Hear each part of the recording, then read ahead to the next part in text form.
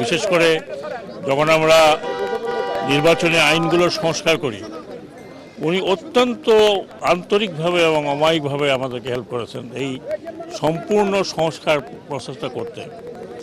এবং এবারও ওনার সাথে আমার সেই পরিচয় থেকে তারপর অনেকবার দেখা হয়েছে, সবসময় হাসি মুখ ছিলেন। আমি যখন আমার লাস্ট দেখা হলো, আমি ভাবতেও পারিনি যে এই অবস্থায় উনি চলে যাবেন। দাফন করা এবং বাকি জিনিস কিন্তু ফ্যামিলি, এটা সম্পূর্ণ পারিবারিক বিষয়। এখন ওনার মেয়ে আসবেন, ওনার মেয়ে বিদেশে থাকেন, সেখান থেকে আস্তে আস্তে উনি বলে 22 তারিখ সকালে আসছেন। সকালে আসলে সেখানে ওনার দাফন হবে বুদ্ধিজীবী কবরস্থানে, যতটুকু এই পর্যন্ত আমরা খবর পেয়েছি। আর কালকে একটা জানাজা হবে, যেটা হাইকোর্টে, কারণ উনি দীর্ঘদিন ওখানে প্র্যাকটিস করেছেন অ্যাজ এ লয়ার।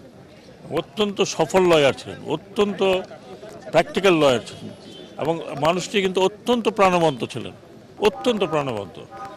এবং ওনার যে আমি এই কয়েক মাসে যা দেখেছি, উনি যে কোনো মন্তব্য অত্যন্ত সুচিন্তিত মন্তব্য দিতেন, অতি ম্যাচিওর্ড মন্তব্য দিতেন, এবং আমরা খুব কনফিডেন্ট ফিল করতাম যে ওনার মতো একজন প্রতিযশা লয়ার, যিনি একসময় অ্যাটর্নি জেনারেল ছিলেন, আমাদের সাথে আছেন। এবং আমাদের কোনো বিষয় হলে যেখানে আইনের প্রশ্ন আসে, সেখানে উনি সহাস্যে সেগুলো এক্সপ্লেন করতেন, আইনের সমস্যাটা কী। এবং আমি অন্তত অনেক সমৃদ্ধ হয়েছি।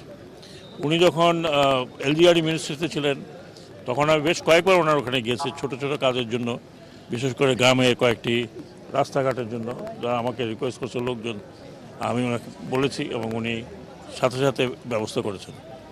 এইরকম একটা লোক এই সময় বাংলাদেশের এইরকম মুহূর্তে ওনার যে চলে যাওয়া এইভাবে, এটা কিন্তু অত্যন্ত বড় একটি ক্ষতি দেশের জন্য। শুধু দেশের জন্য তো বটেই, আমি মনে করি সম্পূর্ণ আইনজীবী জগতে একটা বিরাট শূন্যস্থান তৈরি হয়েছে। আমরা জানি না আল্লাহ কীভাবে এটা পূরণ করবেন। বিশেষ করে আমরা যারা এখন উপদেষ্টা পরিষদে আছি, আমরা হয়তো ওনাকে দারুণভাবে মিস করব। কালকে যেহেতু ওনার হাইকোর্ট ছিল, ওনার সত্যি কাজের প্রাঙ্গণ, এখানে উনি 5 দশকের উপরে উনি কাজ করেছেন। তো সেইখানে ওইখানে ওনার আবার আরেকটা জানাজা হবে, ওইখানে ওনার যে লয়ার বন্ধু বান্ধব এরা থাকবেন, অন্যান্য অ্যাডভাইজারও কয়েকজন থাকবেন। এটার পরে আবার লাস্টটা রেখে দেওয়া হবে। পরশুদিন সকালে ওনার মেয়ে আসবেন, আসার পরে তারপরে শেষ যেগুলো কাজ আছে অনুষ্ঠানাদি, সেগুলো করে দাফন করা হবে শহীদ বুদ্ধিজীবী গোরস্থানে।